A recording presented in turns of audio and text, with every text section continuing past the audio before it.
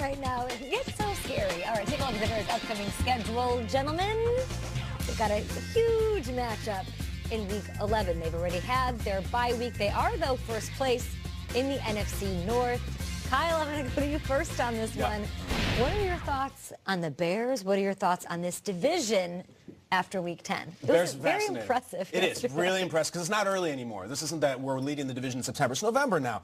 The Trubisky relationship with Chicago and with their critics is so fascinating because he can't do enough. There's always a long list of buts with Trubisky. Like, you won on the road, but it was against the Cardinals. You scored 48 points. But that was the scheme against Tampa. Trubisky threw for 330 and ran for 80 against New England. But they still lost. They threw 2 interceptions. And then even today, I think that was the best game of his career yesterday. I do.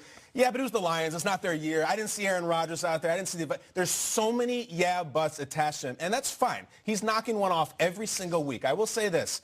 Against the Vikings, national TV, late Sunday. That's it. That's the one. Never mind the buts. There's 2 left. There's a purple one and there's a green one. The Vikings one's coming, and then there's Rodgers. So he had 30. I think he's down to 2 now. I'm bought all the way in. That's just the plight of being a Bears fan. You just have to be all the way in. But definitely, I'm not going to give you a but. I would love to see a win over the Vikings. Bright light Sunday night. They've got a couple of primetime games. Some adversity really coming up for them playing on a short schedule. They're playing the next Thursday against the Lions. It's Thanksgiving. And then they got flexed to the Sunday night game. So it's great for the team, kind of, except it gives them a little bit less time to prepare. But I do love that they're winning games in different ways. It was defensively the week before. Then you had Trubisky turn it up. Allen Robinson coming back. Awesome I didn't expect much from him at all, but the chemistry is there. There's no question that they are a good team, but I can't say they're the best team in the NFC North unless they beat the Vikings. And we know who the worst team is. Detroit Lions are the worst team. And what's going on there? It is a disaster, if you ask me. They beat the Patriots earlier this season on Sunday Night Football, and Matt Patricia was celebrating on the sidelines.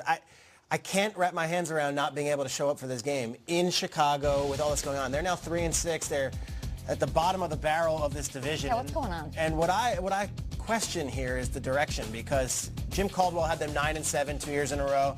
They fired Jim Caldwell after they missed the playoffs last year. They hire this defensive mastermind, Matt Patricia, and just watch the Bears score all over them.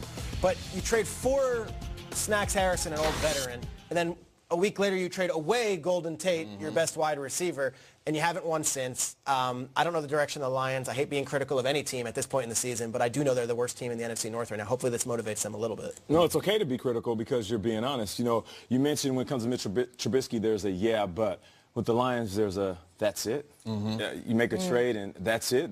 These are the results. All of a sudden, this team is the get-right team. The Bears have lost 10 straight divisional games, and they come in and have the game of their life up against this defense who is led by Matt Patricia, but they're 28th ranked in the league.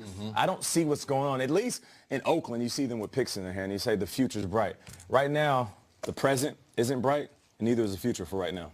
We saw the Trubisky to Robinson connection, and that looked like nothing compared to what we saw between